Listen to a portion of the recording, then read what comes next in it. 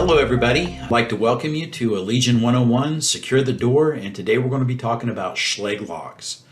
More specifically, we're going to be talking about the ND, the L, and the B series. My name is Dennis McClanahan. I am going to be your presenter today. I've been a practicing locksmith for 17 years and I've been in the lock industry for over 40.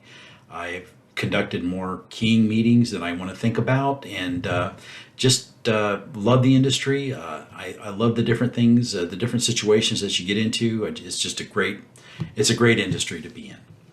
But let's go ahead and get started in talking about the locks here. There again, first, like I said, we're going to talk about our agenda. We've got the ND series, essentials. We got the grades, the function, nomenclature, and then basically we're just going to rinse and repeat with the L series, and then the B series. We're going to talk about the grades, the functions, and the nomenclatures. Throughout the presentation, we're actually going to be giving you some scenarios so that we can take what we've learned about functions and such and apply them in a real-world situation, things that you might run into every day. But first, let's talk about the difference between cylindrical, a mortise, and then your auxiliary. Well, a mortise lock is basically, when you talk about a mortise or cylindrical, you're talking about the way they're installed. A mortise lock uses a mortise pocket that's mortise out of the edge of the door, and it slides into that pocket so that basically the body of the lock is completely hidden from sight. The cylindrical lock, or a board lock, is just that right there. There's a cylindrical hole, 2 1/8-inch hole that's drilled through the door, and then a 1-inch door through the edge of the door for the latch. So cylindrical refers to the way it's installed and the way that, the hole that it's installed in. The deadbolt or auxiliary lock, honestly, an auxiliary lock or a deadbolt can be either mortise or cylindrical. But today, since we're going to be talking about the B series, it is a cylindrically installed lock. So we're just going to stick with the cylindrical there. Let's talk about the essentials of the ND. Now, if we're going to talk about the ND, which is a heavy-duty lock, then we need to talk about Walter Schlage, because the cylindrical lock is where Schlage really got its start. Early in the 20th century, almost all locks being installed were mortise. Now, Walter here lived in California, where there was a housing boom going on. And he noticed that, well, mortise locks, which most of them were skeleton type locks, they were skeleton keys, they weren't the robust mortise locks we have today. But in order to install a mortise lock, you had to take a brace and bit, because they didn't have battery drills back then. And you had to use that brace and bit. You had to cut a series of holes in the edge of the door, and then you had to take a wood chisel and a hammer, and you had to clean it up. And it was a very time and labor intensive process to install these mortise locks. Now, he didn't invent the cylindrical lock. He invented a push button cylindrical lock.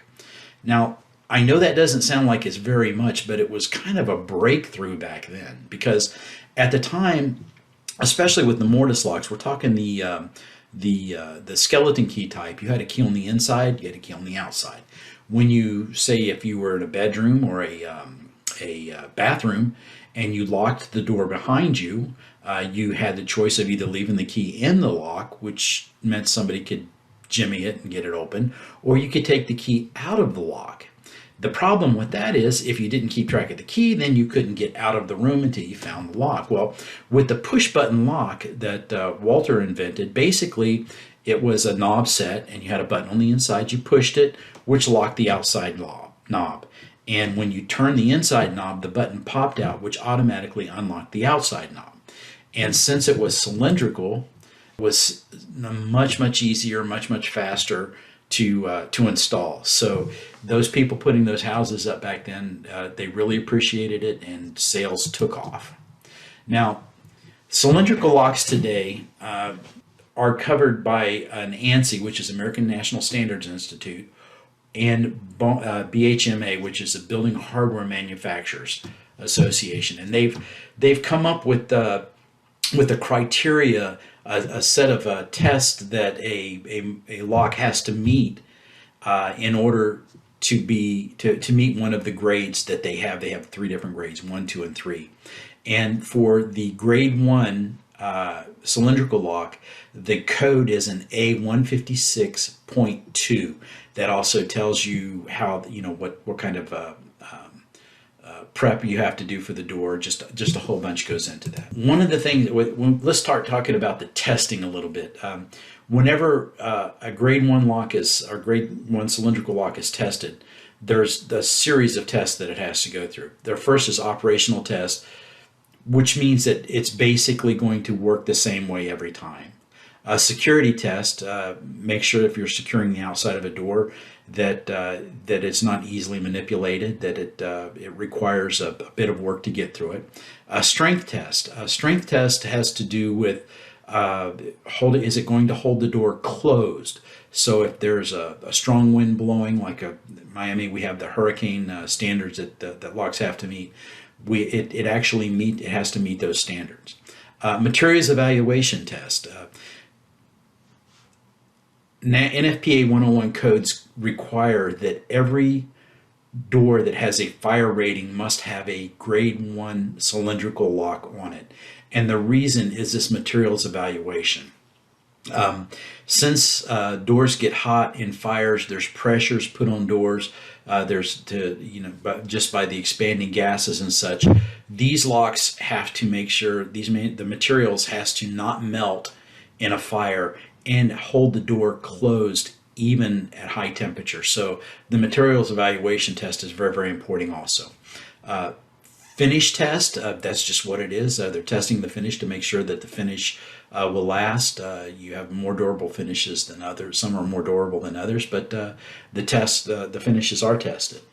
But one of the things that separates a grade 1 lock from a grade 2 is the cycle test.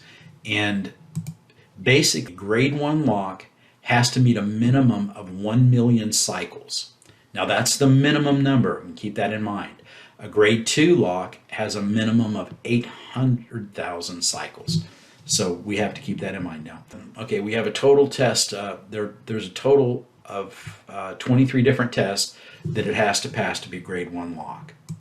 Now, let's take a look at a real-world situation just to see what these minimum standards do for us as a consumer.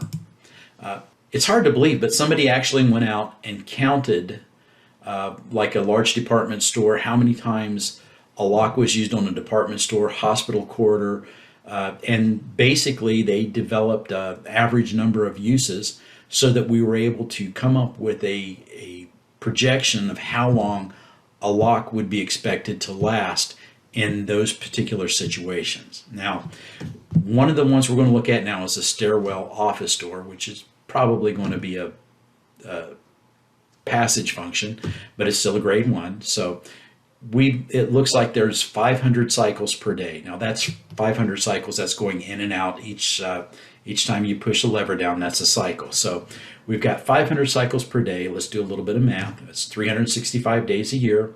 That's 182,500 uses per year.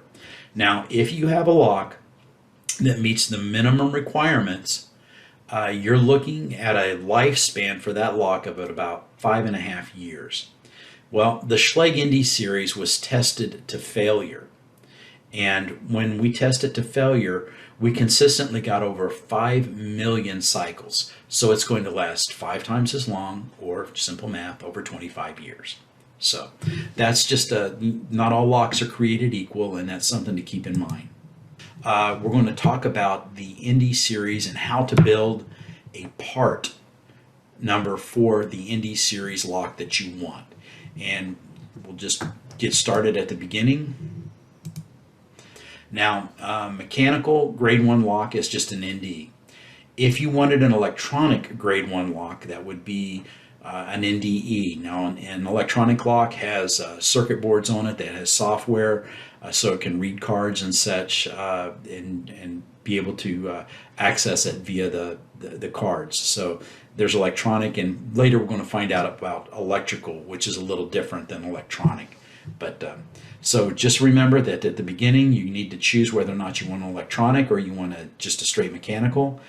Today we're just going to talk about the mechanical. So we're going to go with an ND. The next is function.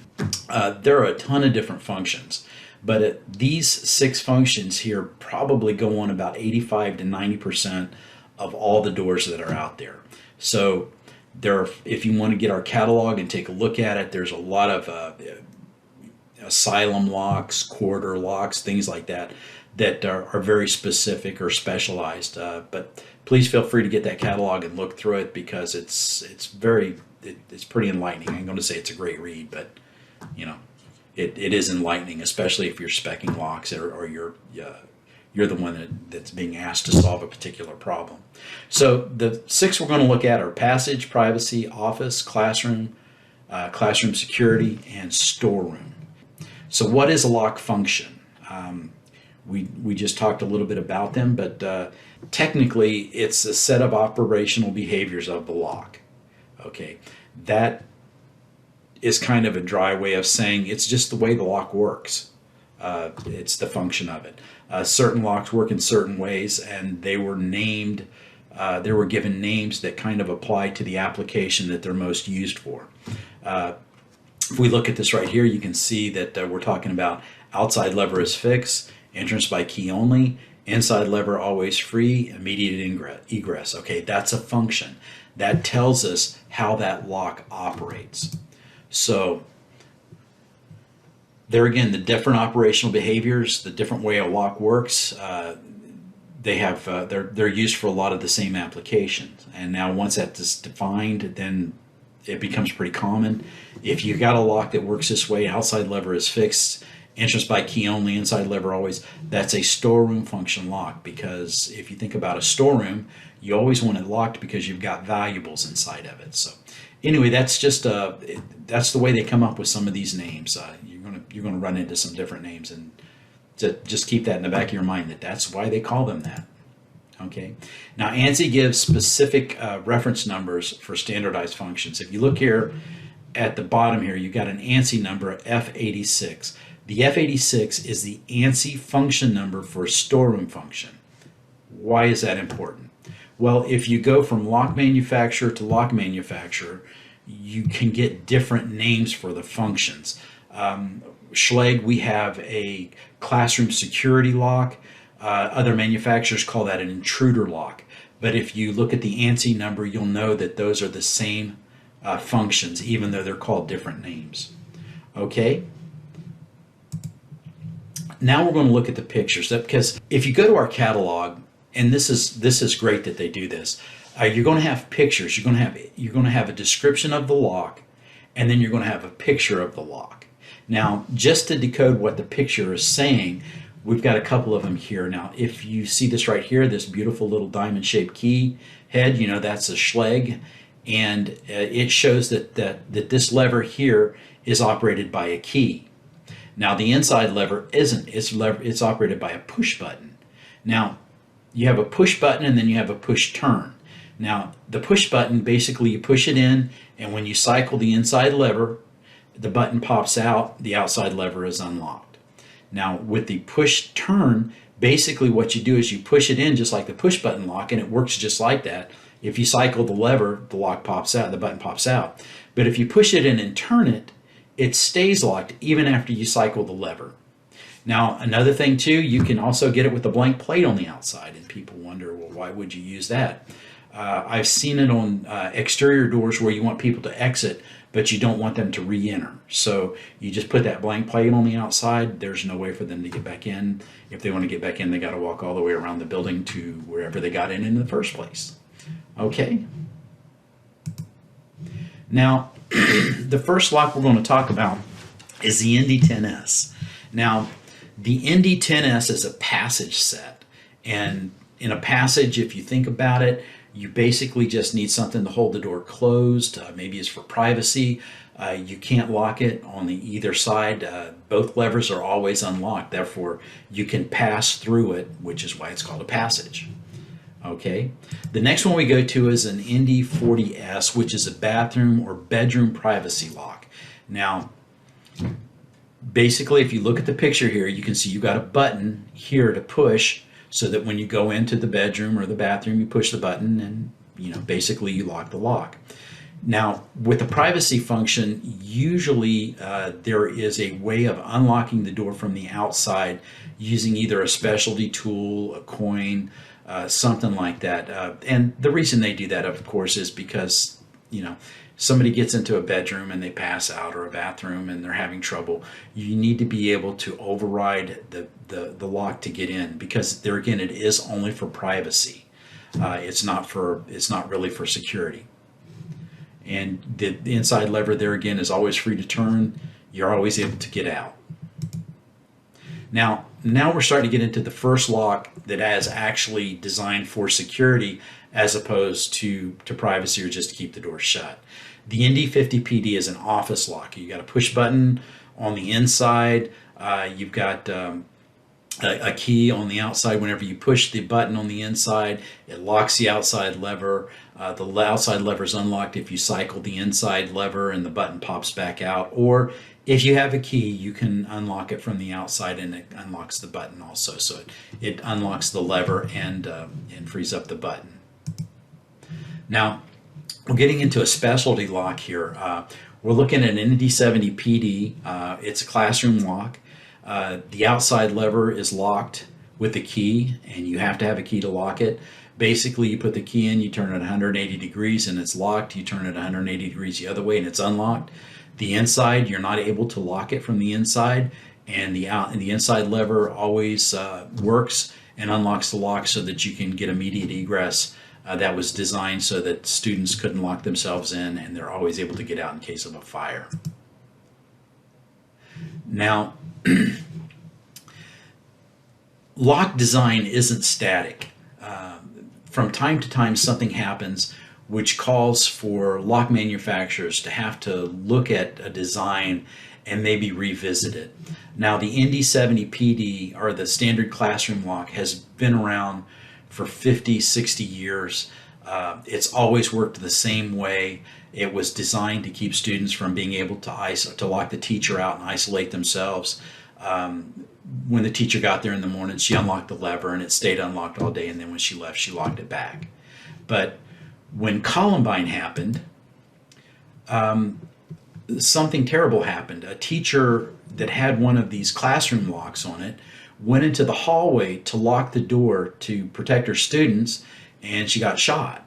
So because of that, lock manufacturers understood that we needed to come up with a different way for teachers to be able to lock their doors. Now, you still needed to have egress so that the students could leave in case of fire. You didn't want anybody locked in there. You still needed to be able to make sure that the student couldn't isolate themselves. So what we ended up coming up with was what we called a classroom security lock.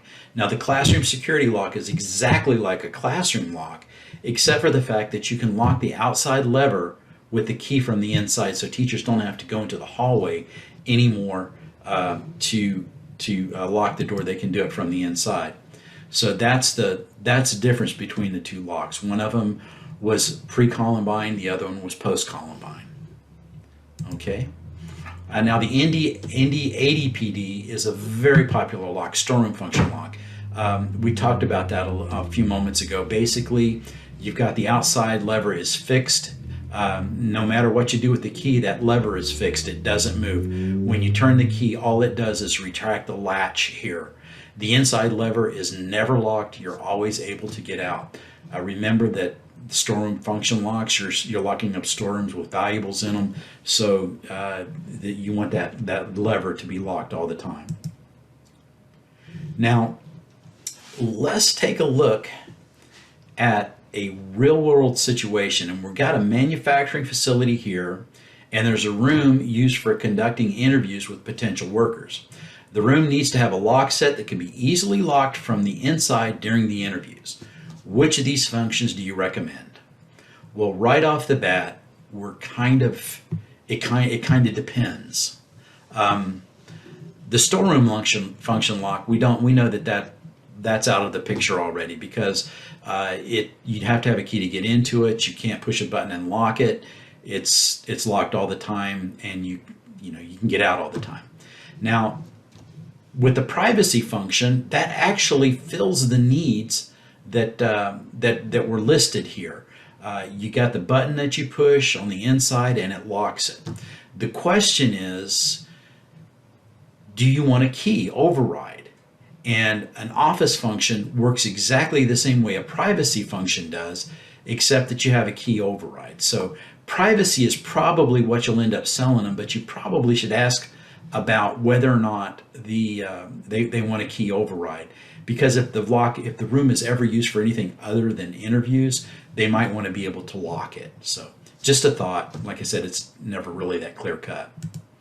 Another one. Let's try another one here. Juanita is a sommelier at a high-end restaurant.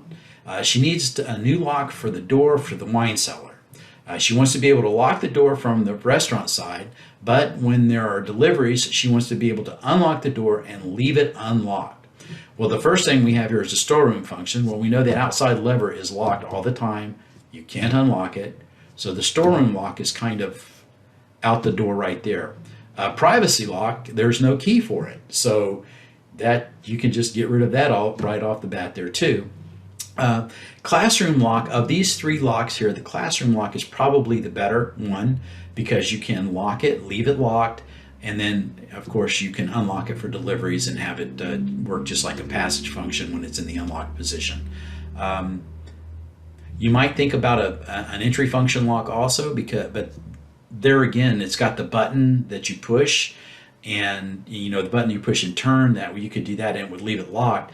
The problem with that is that depending on how valuable the wine was, somebody might be willing to take the chance of unlocking it and leaving it unlocked in order to steal something. So the classroom function lock here really works well. Entry function might work just as well, just depending on what they're trying to do. Okay. Oh, excuse me, let me go back once here. Okay, here's one more. One of our customers, or your customers, is changing an open space into 3 teleconference rooms any employee can use. Privacy is important, but since anyone can use the space, it should not require a key. Well, we've got a privacy function, or a passage function here, which of course gives you no privacy at all. There's no button to push, so of course the passage function doesn't work. A classroom function uses a key, but there's no button on the inside, so that kind of eliminates the classroom function. And then you've got the privacy, which there again, it's got the push button on the inside. It's got no key. If somehow somebody gets locked in, you can use a screwdriver or a coin or something to unlock it, so you don't have to worry about that. So the answer to this one here, the only one that really fills the bill here, is the privacy lock. Now classrooms. Okay, being able to secure the door without leaving the classroom has become standard. There again, like I said, since Columbine, unfortunately, the number of active shooters in schools has gone up over the years. So you don't want to have to go into the hallway in order to lock the door. So the requirements for a lock on a classroom door is that the outside lever is locked without entering the hallway. So there again, you got the key on both sides of the lock, which is what we looked at a few moments ago, and single motion egress. There again, we don't want the students to be able to lock the teacher out. You don't want to give them that power to isolate themselves, but you still want them to be able to get out if they have to. There are a lot more fires that happen in schools than active shooters, so the NFPA 101 fire codes are just as important as the active shooter locking ability. So if we've got the office lock, we've got a push button lock on the inside that locks the outside lever, or the key by turning the inside lever. Okay, we've got a storeroom lock. The outside lever is fixed to entrance by a key only. And then we've got the classroom security lock, which there again, we talked about that and how that it was specifically designed for this scenario. You can lock it by a key from either of the lever, and the inside lever is always unlocked. Now, That being said, there are some schools that have opted for office function locks on their classrooms. The reason they do this is they figure that if you hear an active shooter, you want to dive into a classroom, they don't want you to have a key in order to lock the door, which is great. But schools that have used this, they've had problems with students isolating themselves. Kids are getting beat up, sexually assaulted, and so forth. So the office function, while it can be attractive in one way, can be very unattractive in another way. Now, storeroom function lock, same thing. I've actually been in schools where they put storeroom function locks on classrooms, and when the teacher comes in, they have a little magnetic strip they put over the latch to keep the latch from falling in, so that basically there's nothing holding the door shut. It's just the door closer is what keeps the door shut.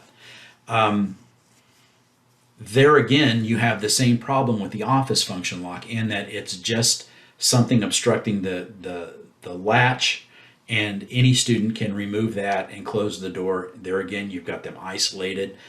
But the storeroom function lock, where they use the something to block the latch, is even worse. You still got the same problem with student isolation as the office lock. The problem is, if they're blocking the latch, by law, by the NFPA 101 code, that door has to be able to positively lock. If there's a fire, the teacher's supposed to rush over there and pull that off and then close the door and everything's fine. Well, that's great if they remember to do that, if the teacher's in the room, if everybody knows about it. Realistically, you stand a potential for hurting a lot more students by fire than you do by active shooters. So if you're doing this and your school does this, please don't. Please stop it. You're in violation. And even if the fire marshal has said it's okay, the insurance company will not say it's okay. And the liability, forget the liability, just think of the student safety. That should be the motivating factor there. Now, the next placeholder after the function is whether or not it's electrically locked or electrically unlocked. Now, remember we talked about electronic. The NDE is an electronic lock. Well, this is an electric lock. It is a dumb lock. There's no software in it. There's nothing to lock it or unlock. It has to be locked and unlocked either with a button, or if it's attached to a access control system, then it can function that way. Now, if you see here, this illustration here shows different ways of installing it. This is by far the most elegant way. Basically, what you do is you core drill the door. You use an electronic transfer hinge. You run the conduit up in the jamb through the wall and into above the drop ceiling there. Excuse me. And then you attach this to either an access control system. It could be a button, just an entry button that somebody has behind their desk. But what we want to talk about now here is the way any one of these locks you can get with it electrically locked or unlocked, and of course if you leave it blank, there's no option. Now, each one of these, and it doesn't seem like it would really matter that much, but it really does, because depending on what the fire code is, what door, whether it's an exit or an entrance, whether it's a interior door, an exterior door, you have to look at the NFPA 101 actually dictates how these locks have to function. Aside from that, your different access control systems usually require different things. Now, with an electronically locked, basically, while there's power to the door is locked. And basically what that does is it just locks the exterior trim, and you can override it with the key. But if the power were to fail, if the power were cut off from that lock, then it would no longer be locked. It would fail in what's called the safe position, or fail safe. And what that means is that without the power there, it's unlocked. You don't have to have a key to get through it. If power goes out, you're able to get out without having to worry about it. Now, the opposite of that is the electrical unlocked, or fail secure. Basically, there's no power going to that lock while it's locked. And when you apply power to it, it unlocks the exterior trim. So if the power were to fail and you didn't have any power, the door would be locked, and that's called fail secure. If you have this on an exterior door, you would certainly want it to fail secure, not fail safe, because power goes out and then anybody can walk in. And then of course, if you leave it blank, there's no electrical option at all. So just be aware of that. Next, we talk about the cylinder suffix. You can, with the P, which the NF80PD, you're looking at a 6-pin cylinder. You can get it less cylinder. You can get it with a full size interchangeable core. You can get it with a small size, a small format interchangeable core. You can get it with a non-Schlage cylinder. There's just tons of options. There again, if you go to the catalog, you're able to look at it. Like I said, you can even get non-Schlage keyways to go in this lock. So just be aware of that. The most common one is P, because that gives you the 6-pin cylinder, and which is your C, D, E, all those different keyways. Next, we talk about the latch. There's a dead latch and a spring latch. Now, we talked about this a little bit, but this is a better view of that. Now, if your lock is for privacy or passage, you're going to have a spring latch on it. And if you'll see right here, it's just the beveled latch. Whenever you close the door, it drops into the strike, and that's fine. If you had a credit card, you could jimmy that back, or a screwdriver. It's very easy to get into it because it's not designed for security, it's designed for privacy. Now, with a dead latch, it's actually designed for security. And if you'll notice, there's a little button here. When this door closes, that latch there drops into the strike hole, and this latch here is actually caught on the lip of the strike, and it doesn't drop in. By this not dropping in, this actually locks this latch into place so that you can't use a credit card or a screwdriver or anything to unlock it. It stays locked, or it's like not a dead bolt, but a dead latch. If you're now with an Indy 80, which of course we're looking at a storeroom function there. So a storeroom function is a keyed lock, and if it's a keyed lock, you really want to have the dead latch. So you would put a D there for a dead latch. If it was an Indy 10, or which is a passage, then of course it would be an Indy 10S. So it would be a spring latch. So just be aware there's a difference, and they have different uses. Now, the next thing we want to talk about is the outside lever. The next placeholder is the outside lever.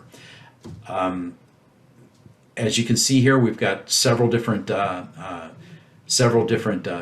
names. We've got the Athens, the Rhodes. The first three are the most popular. The Athens, Rhodes, and the Sparta are the most popular. But as you can see here, there's a lot more than just those three.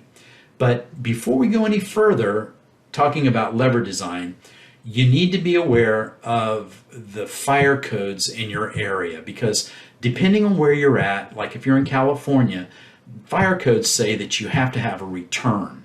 Now, what does that mean? If you look at here, the Rhodes, if you look, you see that it comes out from the door, it goes over, and then you've got a return here that goes back toward, or returns toward the face of the door, and you've got a 1/2-inch gap right here.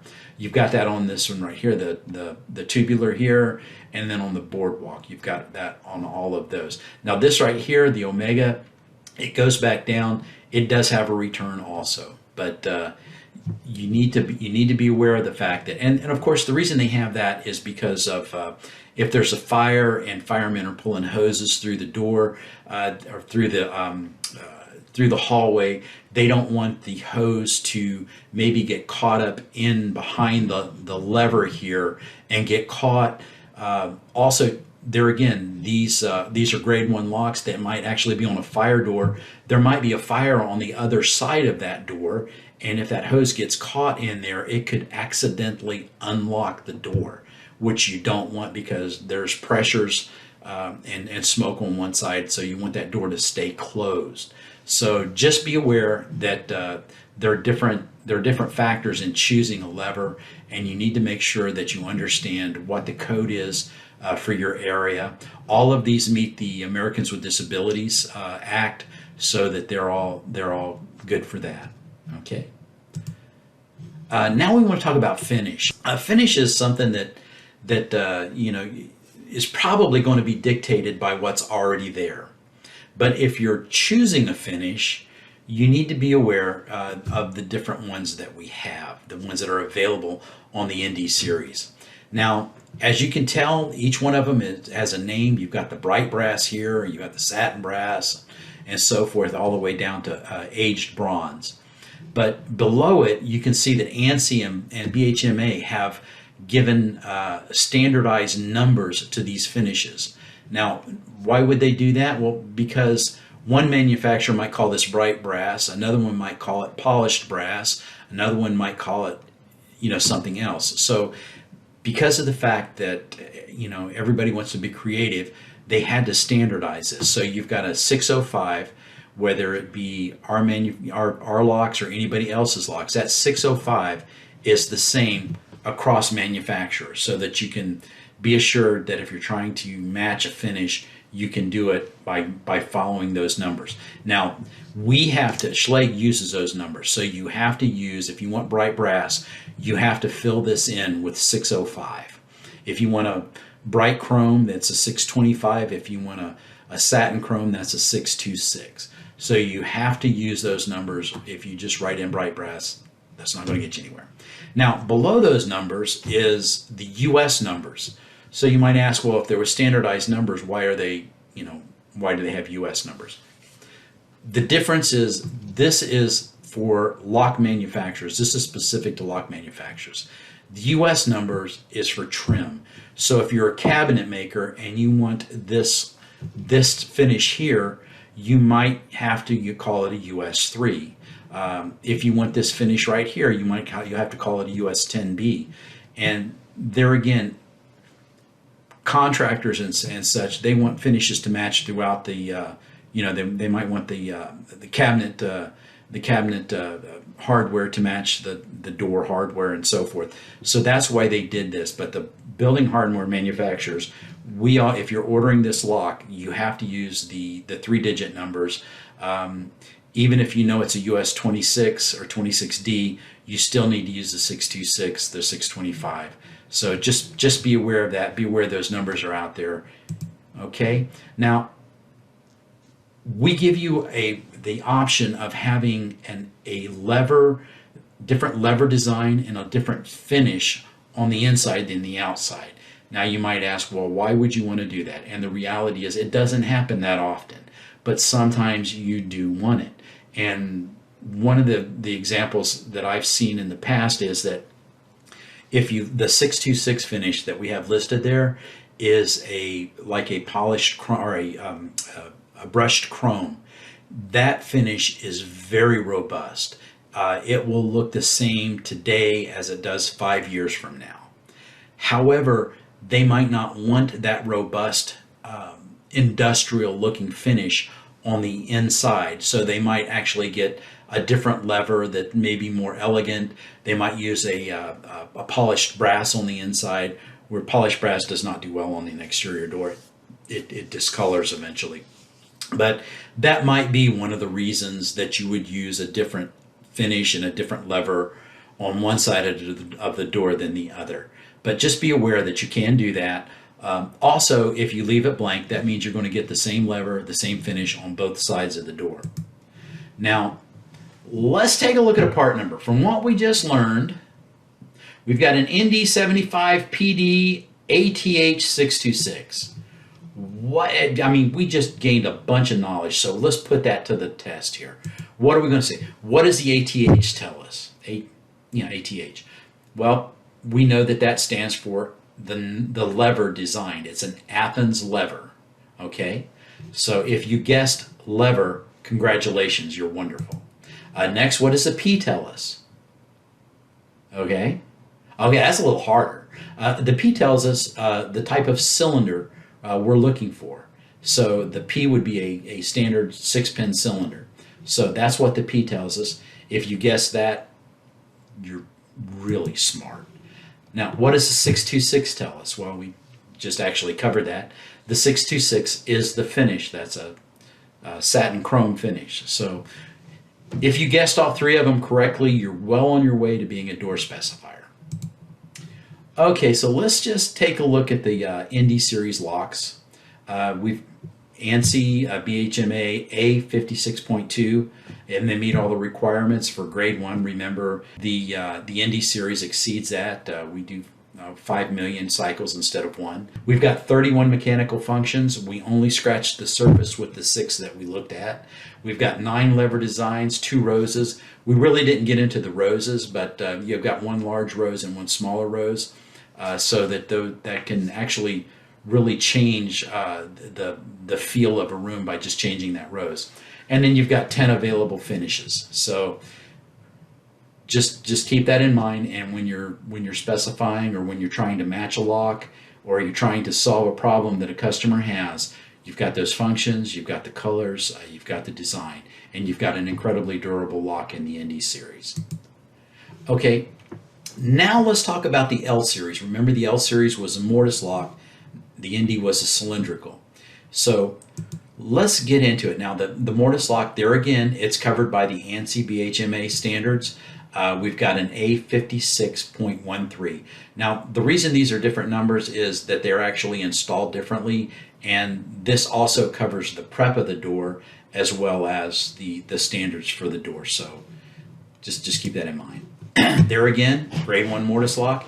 They have to meet the operational test, the security test, strength test, material evaluations. It is a grade 1. It can go into a store. It can go into a fire door.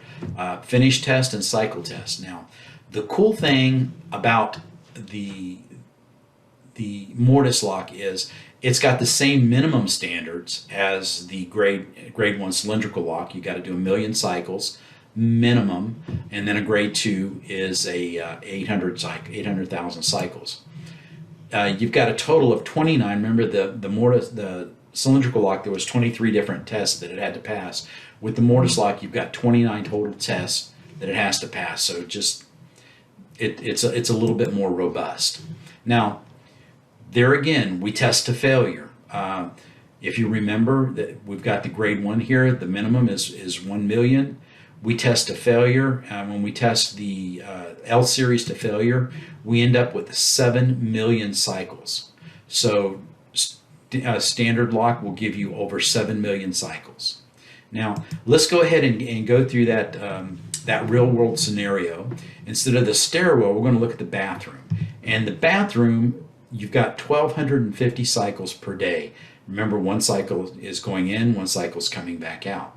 So let's go ahead and put on our thinking cap and get our calculators out. If we do 1,250 cycles per day times 365 days per year, that's 456,250 cycles, per year. Now, if your lock only met the minimum 1 million cycles, you're going to have to replace that lock every 2 years and 2 months. But remember, the L Series does 7 times the minimum cycle. So now instead of 2 years and 2 months, you're looking at over 15 years. So it's well worth the money. Okay, now let's talk about nomenclature. Let's build a part number. We use the same format that we used for the Indy, so this is going to go a little bit quicker because now we're familiar with the process. But there are a lot more options with the L Series. So let's go ahead and get into it. The first placeholder, we talk about whether it's a standard lock or a vandal guard.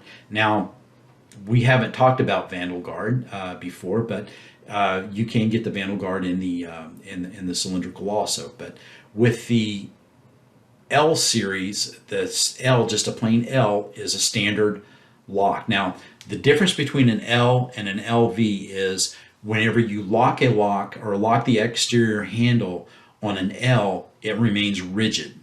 Now, it remains rigid, and it's just in the lock position. With the LV, it actually turns. It flows freely. It doesn't operate the lock, of course, but it does float freely. You can take it down to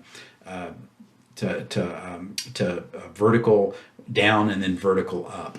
Now, the question is, why would you want that? Well, with the L series, if somebody was just wanting to destroy something, they could put something on the end of the lever or put a 2x4 in, and they could push the lock down. And what that would do is it wouldn't unlock the door, of course, but what it would do was it would twist off the spindle. The spindle's actually designed to break away rather than damage the lock or potentially let the person in or have the lock fail. So you can do that. Now, the Vandal Guard was actually designed specifically for the Miami-Dade school system to begin with. And the reason they wanted that is because the little darlings understood that if they jumped up on the door and they jumped up and down on the lever, that they could actually bust the lever off, and apparently that was just wonderful fun for them. So the Miami-Dade school system decided to request this type of function or this type of option for the locks they had in their school. So we designed that for them, and it does cut a lot down. It doesn't eliminate it 100% because you can still tear stuff up. There's too many ingenious people out there, but it does cut down on the amount of vandalism that they were experiencing, and it just worked really, really well. Okay, next, lock casing. Now with the lock case, you can get a dummy, which is just a trim without the lock case. It's not really common, but it does happen. Usually when you get a dummy, you're looking at, say, a set of double doors where you have one active leaf and then the other one is either locked all the time, and then you unlock it to move stuff in and out. You don't really need a functioning lock set on that dummy side. You just need something to make it look the same as the active side. So with a dummy trim, you can do that. You can get it, and you don't have to worry about the lock function and everything. 9, if you put the 9 in there, then you have to get it. That means it's a standard case, and then you have to designate what function of lock you want to go with that. Now, after the 9, and this is one of the things that makes a mortise lock a much superior lock than a cylindrical lock, and that is the ability to get a deadbolt built into the case. So if you look right here, you can see now this looks like it's a probably an office function or an entry function lock. You can see that you have the L90, or it is an office function, it's an entry function because of the 50. The L9050 lock is without the deadbolt. The L9450 has a deadbolt. Now, the reason this makes the L series a better lock is that if you had a cylindrical lock, you would have to get a deadbolt to add onto the door, which you may or may not be able to do because of fire codes. With the mortise lock, you have the deadbolt built into the lock casing, so that when you hit the handle on the inside, if it's supposed to unlock the door, then not only does it unlock the door and retract the latch, it also retracts the deadbolt. So you can have the added security of a deadbolt and still meet the fire codes and not have to worry about that. Now, also too, one of the things I wanted to point out, this is a really good picture of this, is this thing right here. This is the dead latching feature. Now, if you remember, on the cylindrical lock, it was actually part of the latch itself. You had the little button. Well, on a mortise lock, it's not like that. You actually have a separate button here that is a dead latching. Now, when you push this back, you can see this lever right here. When this goes back, this lever comes down and blocks the latch from being able to be forced back. So this is a much more robust system of dead latching, so that yet another reason why the mortise lock is a better lock. Also too, what it is, you've got whenever you close the door, the strike plate is specifically designed not to let this go in. It basically rides back and is compressed, and the latch falls in. But like I said, it's a really well built lock, and you can see, because you can get the mortise with and without the deadbolt, it just makes it a much superior lock. There again, the 9-0 means that there's no deadbolt. 9-1 means it's dummy trim. 9-4 means you want the deadbolt. Okay. Now we're going to look at the same 6 basic functions, but I believe there's over 50 functions for this right here for the mortise lock. So be aware of that. We've got the passage, privacy, office, classroom security, and storeroom. So let's look at the Schlage L9070, which is a classroom lock. Remember, the classroom lock is the lock that has just the key on the outside.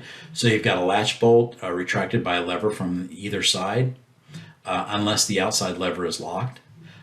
Unlocked from the outside only by key. Auxiliary latch, dead latch when the door is closed. Was that little button we was just talking about. Inside lever always free for immediate egress. Okay. Now, remember we had the illustrations for the ND series so that you could look at the picture and also get a feel for how the lock was operating by looking at the picture. Guys like me, we need pictures. So let's take a look at the pictures here. So we've got an L9070 or an LV9070. The only difference would be the vandal guard.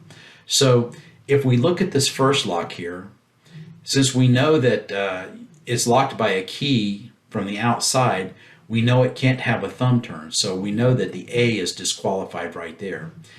Since it's not a classroom security lock, it's just a regular classroom lock, we know that it doesn't have a key on the inside either. So that eliminates the B.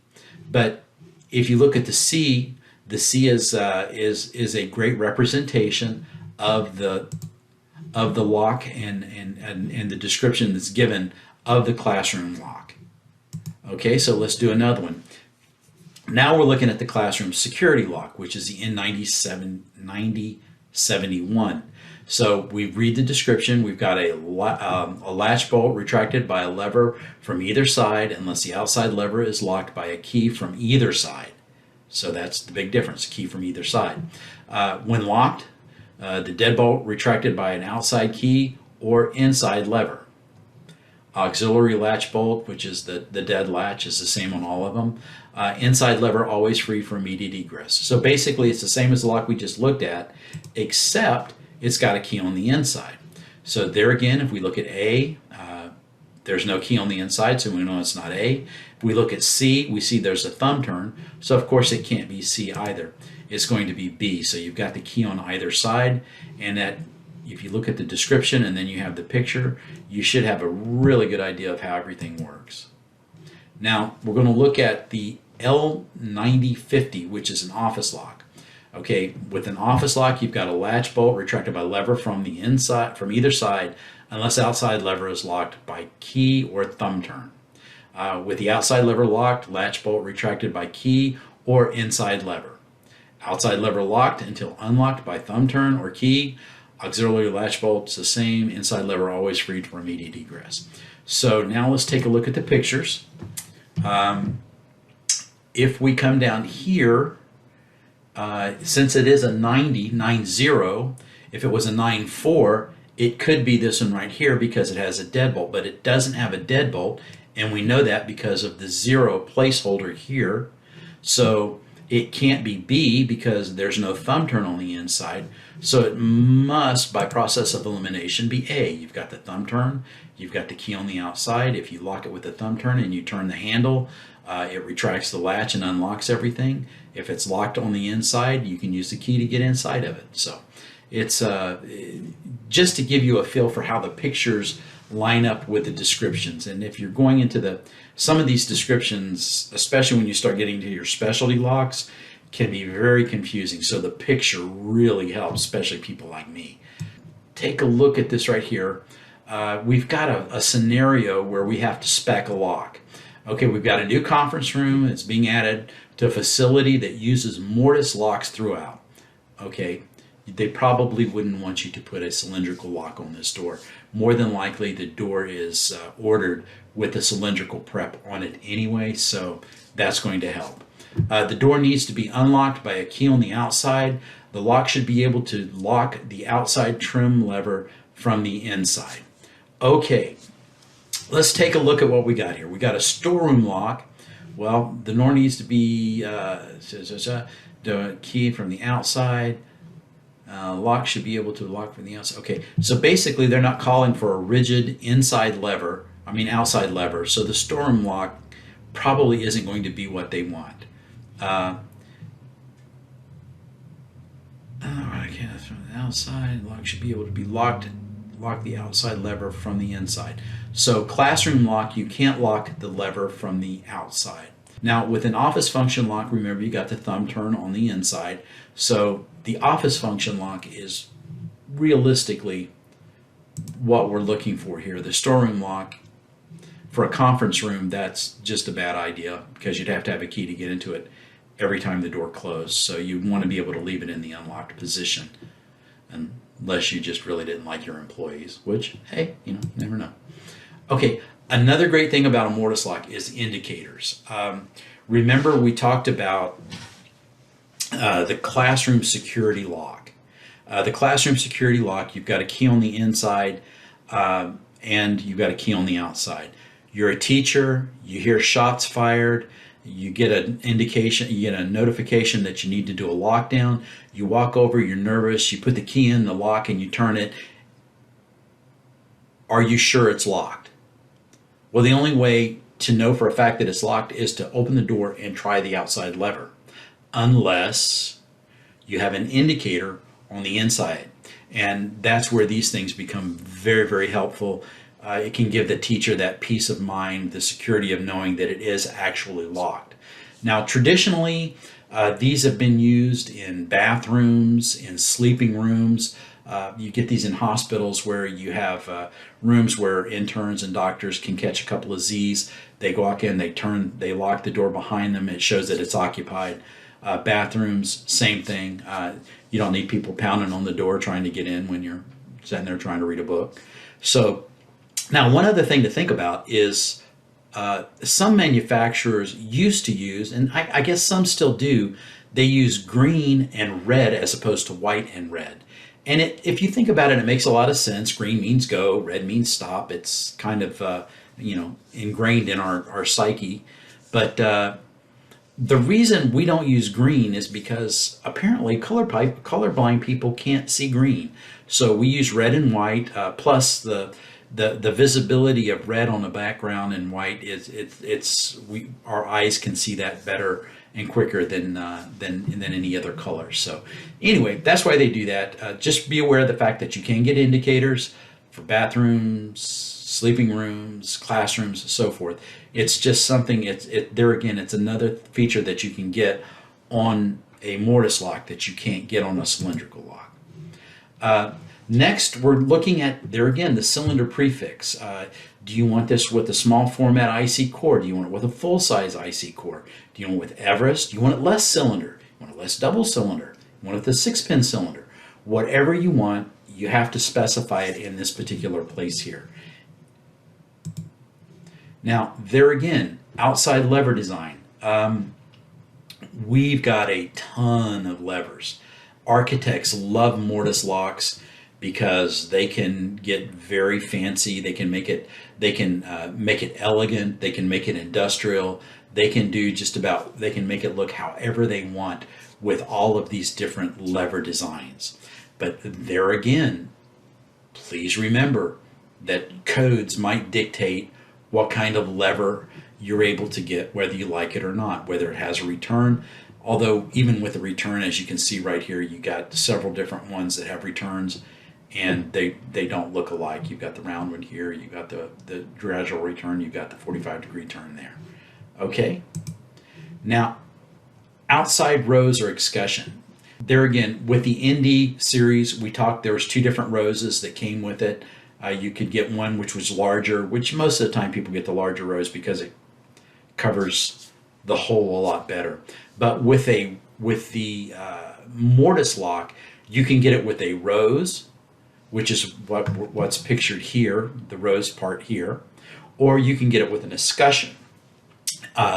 You can get, I think there's 4 or 5 different rose designs, and there's like 4 different escutcheon designs. So you might ask, well, as a specifier, which is best? And the answer is, it depends. Roses, they have a tendency, the Rose is by far the most popular design because it doesn't. There's a little bit more elegance to it. But if you're doing a retrofit, the escutcheons are awesome because with an escutcheon, if you've got holes there that you don't need anymore, the escutcheon will cover it up. So it's really good in a retrofit situation. But some architects specify the escutcheon because they're going there again for a specific look. But just remember the A is for the Rose and the B is for the escutcheon. And that's the placeholder there. Now, just like the ND, not only can you get the exterior lever, but you can also request a different inside lever and Rose or escutcheon and finish just like you can with the ND series. So just be aware of that. We've already covered the reasons why you might want that, but just be aware that you can get different finishes and trim for the interior. Also, just like with the ND series, if you want the same inside and out, which 99% of the time you will, just leave that blank and we'll ship you the same lever and finish and everything that you have on the outside for the inside. Now let's take a look here. We've got an L9071 P12A626. Let's use all of this newfound knowledge that's stuffed in our brains and try to figure out a few things. Okay, first, what's 12 stand for? You're right, it's the lever. Yeah, you're good. So the 12 designates what lever is being used here. So now, do a little harder. Does this lock have a Rose or an escutcheon? Okay, think about it. Yeah, you're right. A means it's got a Rose, not an escutcheon. So you're doing really good here. Awesome. Does it have the? Remember when we the very first placeholder was the L or the LV. Well, since this is an L, we know it does not have a Vandal Guard feature, so we hope it's not in any of the Miami-Dade school systems. Okay, just to recap, we've got the ANSI BHMA Grade 1 operational standards. Of course, it exceeds that. We're getting 7 million cycles as opposed to 1 million. Expansive list of configurations and options. We've got hundreds of different functions. We've got hundreds of different ways of configuring it. You've got levers, just the way of putting things together with the indicators, just a whole bunch of different ways this can go together. That's why architects love these locks more than the cylindrical. You've got 50 standard mechanical functions plus some custom functions you can get. So, I mean, if you're looking at asylum locks, you're looking at corridors, you're looking at connecting room locks. I mean, there are just a ton of different functions they have out there. Please get our catalog and just go through it. I think you'll be surprised. Some of them are just, you wonder why anybody needed one, but they're out there. You've got 14 finishes, 33 levers, 2 knobs. People still use knobs.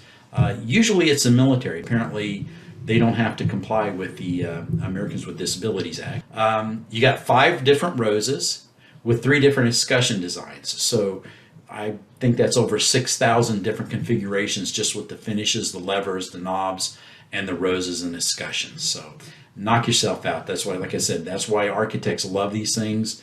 You can just make them look so many, they can fit any decor.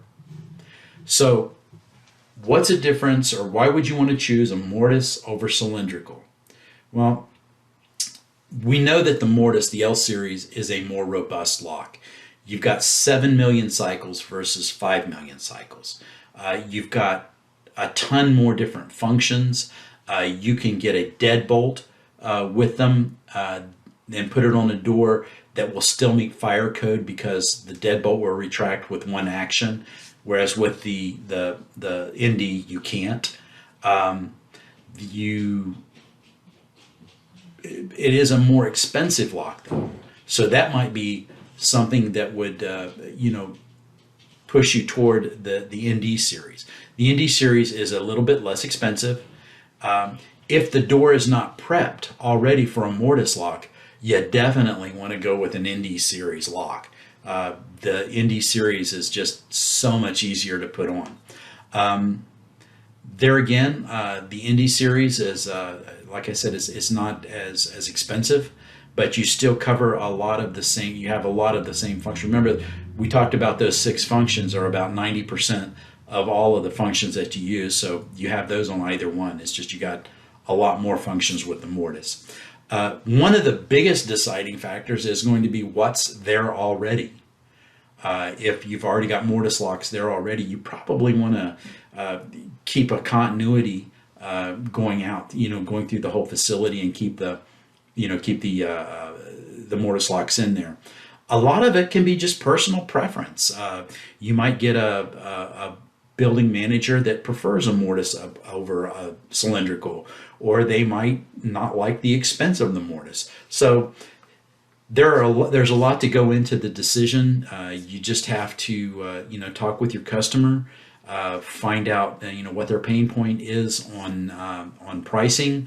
There again, the mortise is more robust, more finishes, not more finishes, you got the same number of finishes, more lever designs, more configurations than the cylindrical, but the cylindrical is less money and much, much easier to install than the mortise lock. So now that we've covered the ND series cylindrical lock and the L series mortise lock, let's talk about this B series auxiliary or deadbolt. Deadbolts, they're also called auxiliary locks because they don't latch, but you can get them that do. They're not really deadbolts if they got a latch feature, but you can get a deadbolt looking lock with a latch feature on it. But because deadbolts by definition have to be locked and manually unlocked, they're usually used in addition or as an auxiliary lock to a knob or a lever. And usually they're going on exterior entrances. Sometimes you get them on interior entrances, especially if you have, say, a room that you store something valuable in. Sometimes they'll throw a deadbolt on it just to make it harder to get into. So they can provide extra security in common areas. They're really, really great if you've got an exterior door that you need to make and you've got a cylindrical lock on it.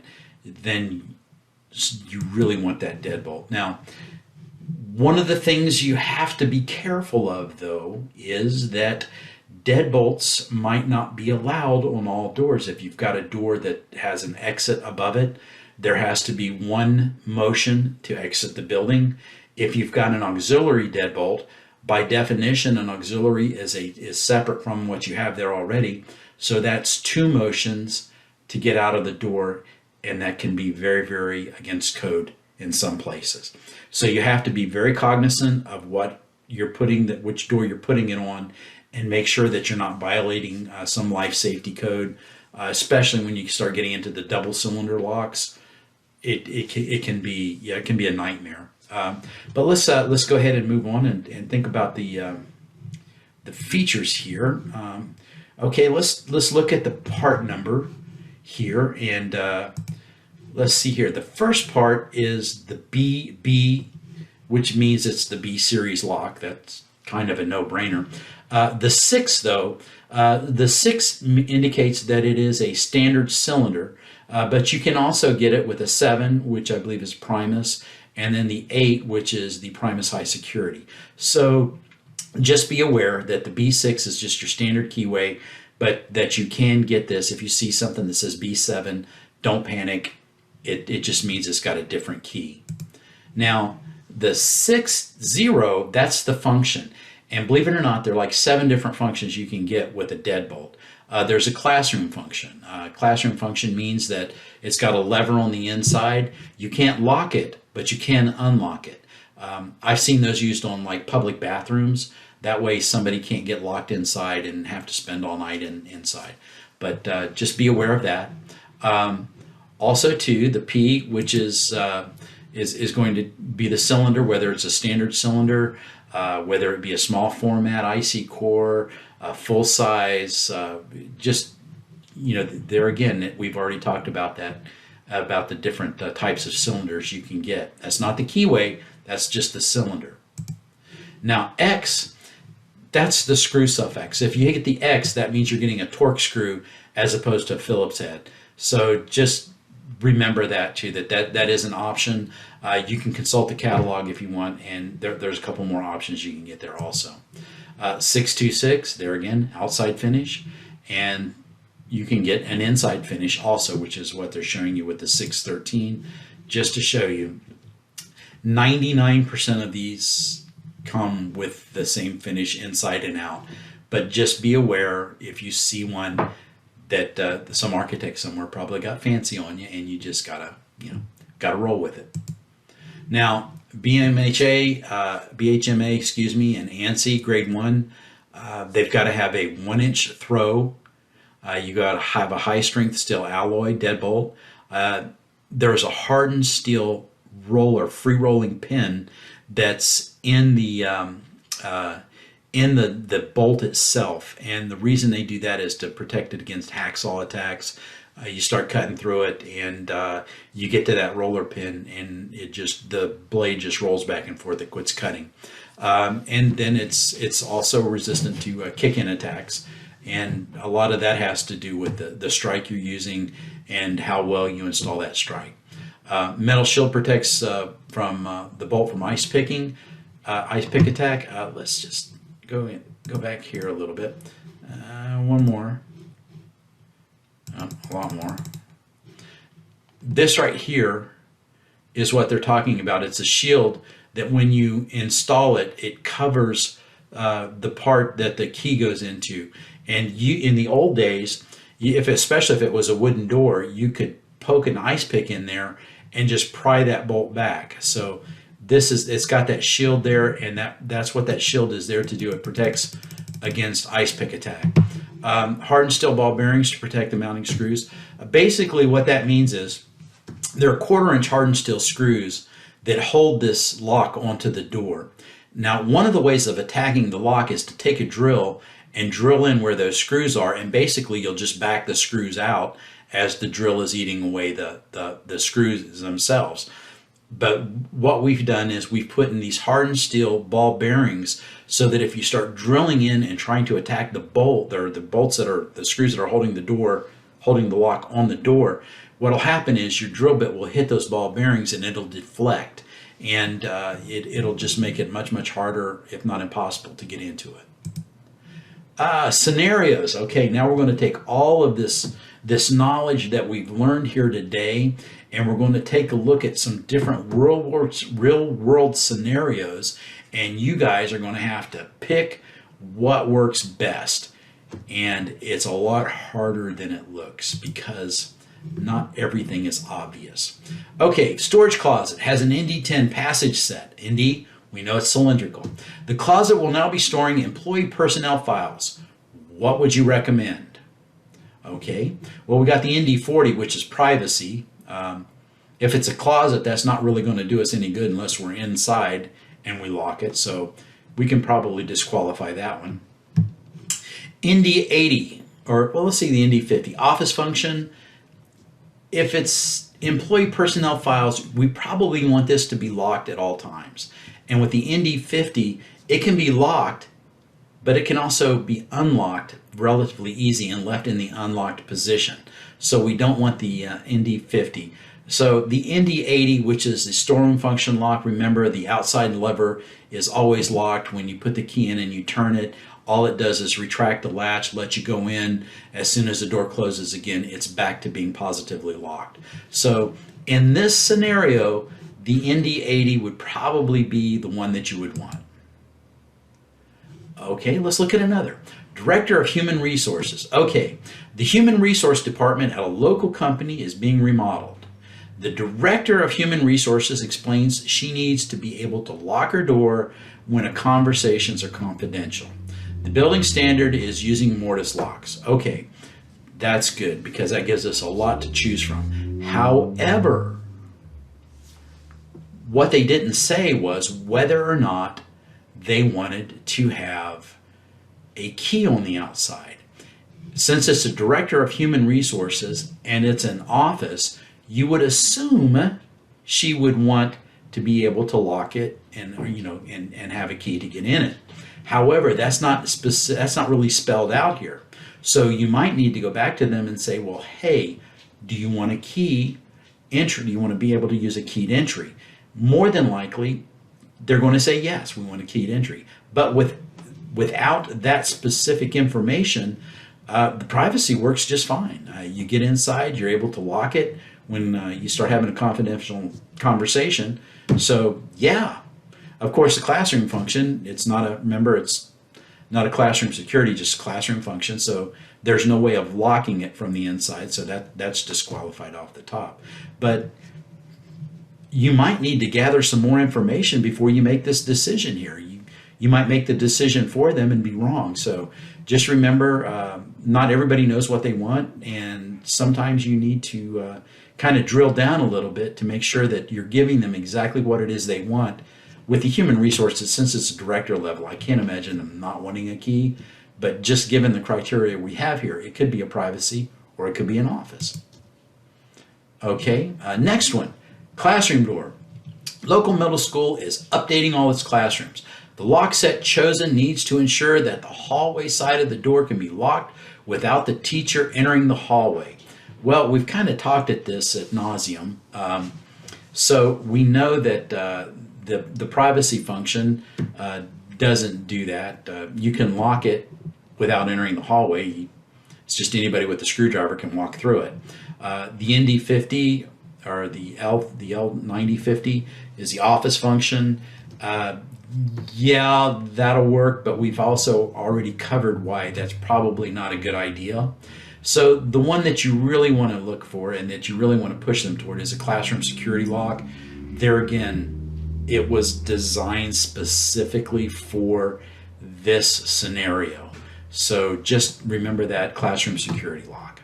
That would be the only one I would recommend on this one right here. There's no ambiguity there. Okay, next scenario. A restaurant is being built and you have been asked to recommend the best lock for the doors. The restroom locks need to provide privacy. Wow, that's pretty standard. What do you use? There again, it depends. There, are there? It's being built, so can you still spec the doors? If you can spec the doors and get it with a mortise, with a mortise lock in it, the best lock would be the L9040, which is a privacy, and then you can get the indicator. Seeing that these are unisex, they're probably single stalled, so it's not like you have a bunch of stalls in there and people can go in and use them. So we're having individual stalls or just an individual restroom, and you don't want people walking up and pounding on the door while you're reading your book. So you really want that indicator to show people that it's locked. The L9040 privacy, that's good also. It's just that people are going to try to walk through the door when they're locked and they're going to bump against the door. So the best recommendation is the L9040 with the privacy indicator. That would be the one I would recommend. There again, if they're not already prepped for the mortise lock and it's prepped for a cylindrical lock, the ND40 privacy would be the next best thing. So there again, you have a resounding it depends because you need more information. So just remember that you got to get this information. You don't want to just go out and recommend something and then come back and find out that the door's prepped different or that it's just not going to work. So you're not going to have happy customers and therefore no repeat business. All right, that kind of wraps it up. I want to encourage everybody to go to the www.allegion.com US. Remember, we talked about all those different functions that we didn't talk about. They're all listed in those catalogs. Recommended videos, story behind Schlage. There again, you go to the Allegion.com. You can pull that up. The cylindrical lock functions, mortise lock functions, how to install an ND lock. There again, I am the national instructor, and if you really, really want to learn that, I am giving classes, and please attend one of my classes, and I'll show you how to do that. And then, of course, the online courses, there's a bunch of them there. Please feel free to go there anytime. Also, idighardware.com. I would have loved for this to have been around when I was in the as a locksmith, because you get into different scenarios. You might have something that's a little different. Does it meet code? Does it not meet code? Is there something specific for this particular, for this scenario?